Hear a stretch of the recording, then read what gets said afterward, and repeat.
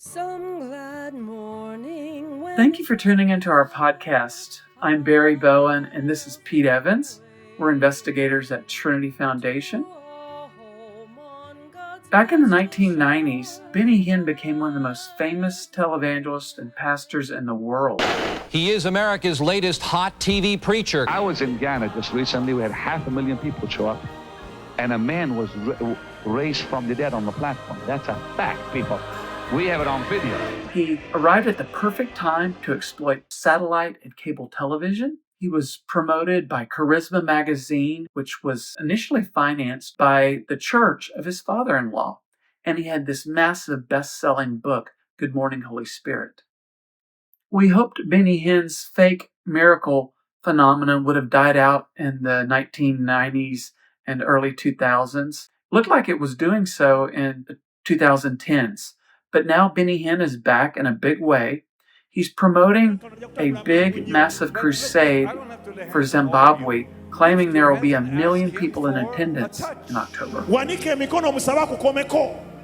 Today's podcast is about Pete's time working undercover at Benny Hinn's church in Orlando, Florida in 1996, and dumpster diving outside Mighty Eagle Travel, a travel agency owned by Benny Hinn's brother, Chris Hinn. In September of 1996, I began working undercover in Benny Hinn's ministry, and I began attending church there, and I quickly became an usher, and they quickly chose me to help collect the offerings, and a fellow named Dave Delgado approached me and asked me to stand guard out front of Benny Hinn's office because he was too tired to accept any visitors. So I did that. I later learned that Dave Delgado was Benny Hinn's personal assistant. And now we have evidence it even reached into the inner circle of televangelist Benny Hinn.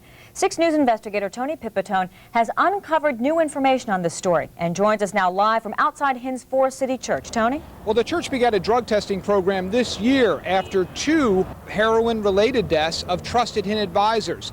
One of them was so trusted he was Hinn's closest traveling companion, his personal aide. Now there are questions being asked about what Hinn did after it became apparent there were being questions asked about whether heroin had made its way into his ministry.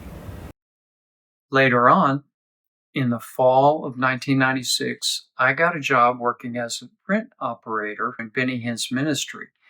And one day, CNN reporters John Camp and Graham Messick walked in with Benny Hinn, and they pretended and I pretended. We pretended like we didn't know each other at all. That was an experience.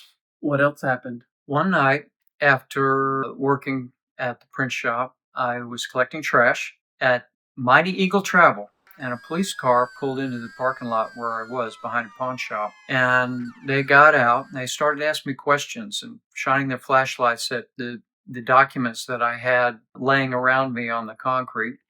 And they said, "Are you a PI?" And I said, "Yeah, I'm a PI." They asked if I was investigating insurance fraud. And I said, "Yes." And that was a big mistake. And so one of the officers asked me, "Are you working for Benny Hinn or against him?"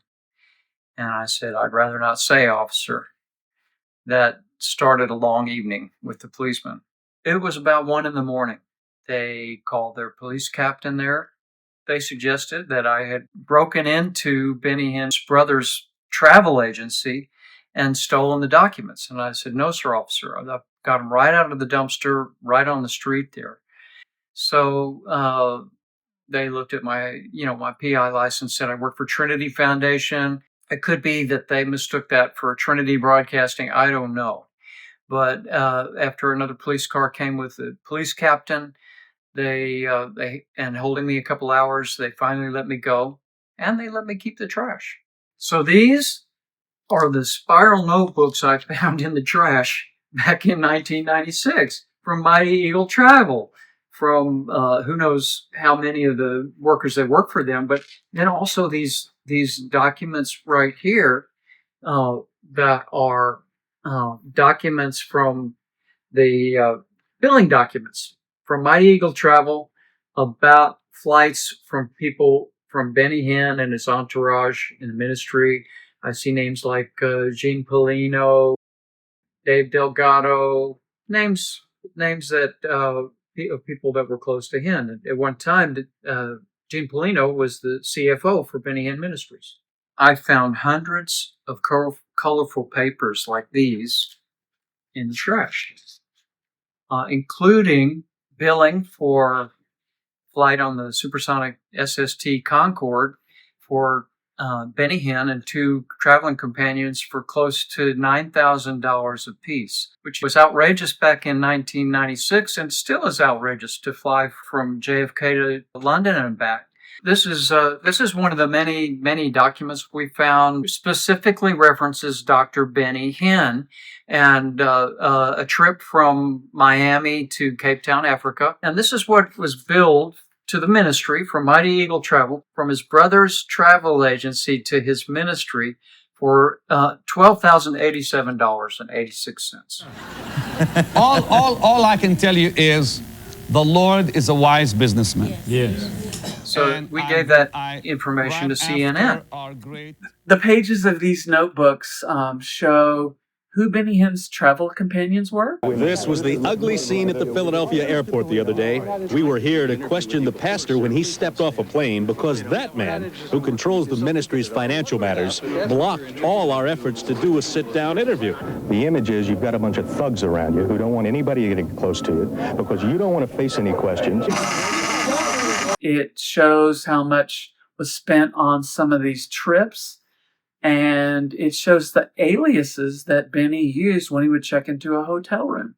Yeah, we found 2 aliases. One was David Alonso, and the other was David Benjamin, I think, or something like that. Yeah.